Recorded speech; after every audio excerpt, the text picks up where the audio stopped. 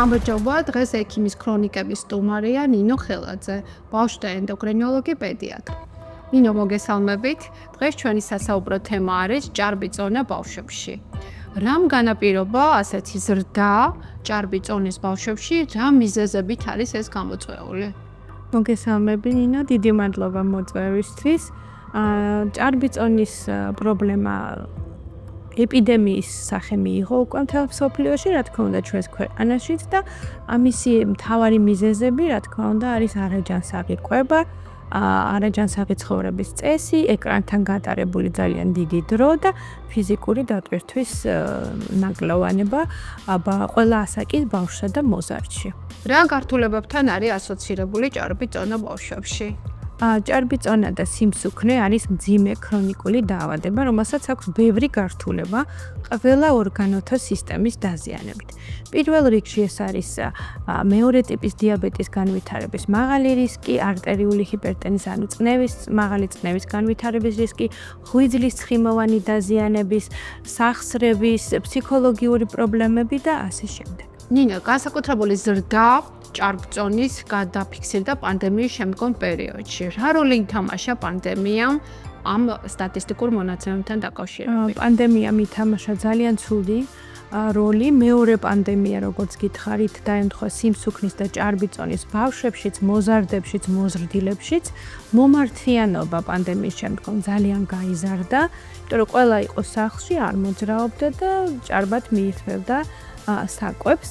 გართულებებიც ასევე ჭარბად უკვე დაფიქსირდა პანდემიის შემდგომი უკვე ამ ჭარბი წონით ბავშვების და მოზარდებში, როგორიცაა მაგალითად მაღალი წნევები, მეტაბოლური სინდრომი, ნაადრევის სქესობრივი მომწიფება და ასე შემდეგ.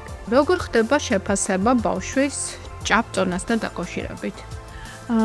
ხდება შეფასება კლინიკურად, ექიმის გასინჯვით, პარამეტრების შესწავლით, როგორიცაა წონა, სიმაღლე, მუცლის გარშემოწერილობა, ფიზიკურ-კალორიული გასინჯვა, მაგრამ ძალიან დიდ როლს თამაშობს ლაბორატორიული კვლევები, იმიტომ რომ სიმსუქნე მხოლოდ ვიზუალური პრობლემა არ არის. ეს არის მძიმე მეტაბოლური დარღვევების გამომწვევი სერიოზული დაავადება, აქვს თავისი მრავალი გართულებები. და ამ გართულებების და დარღვევების შესწავლა ხდება ლაბორატორიულად.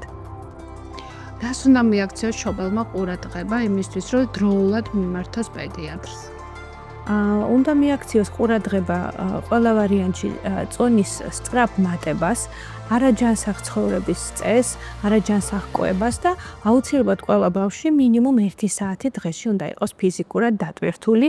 სასურველია ყველა რაიმე სახის ორგანიზებულ სპორტში, ცეკვაში ან რაიმე ასეთ აქტივობაში დადიოდეს. მინდა დავუბრუნდე მაინც ლაბორატორიულ კვლევებს, რომელი ლაბორატორიული კვლევები გვაძლევს შესაძლებლობას, რომ შევაფასოთ, რამდენად არის ჭარბწონიანობა ბავშვში განვითარებული, რომ დროულად მიმართოს ან პედიატრს, ან ბავშვთა ენდოკრინოლოგს.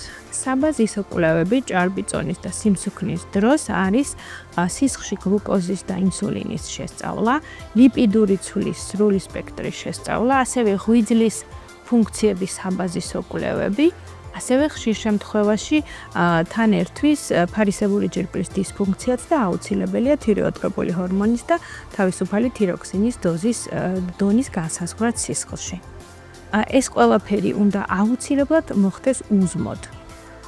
ანუ უზმოდ, კიდევ ერთხელ რომ დავაკონკრეტოთ, ეს არის 12 საათიანი უზმოდ ყოფნა.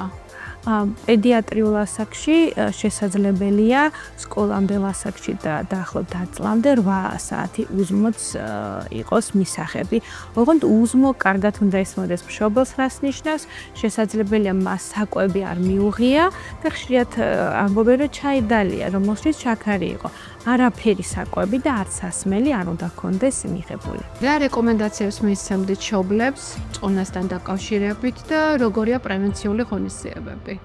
აუცილებლად სწორი მაგალითი უნდა მისცენ თვითონ შვილებს, იმიტომ რომ ჯანსაღად იკვებონ თვითონ ფიზიკურად იყვნენ დატვირთული, პრევენცია ბევრად ადვილი და ეფექტურია, ვიდრე შემდგომ დაავადებასთან და მის გართულებებთან ბრძოლა.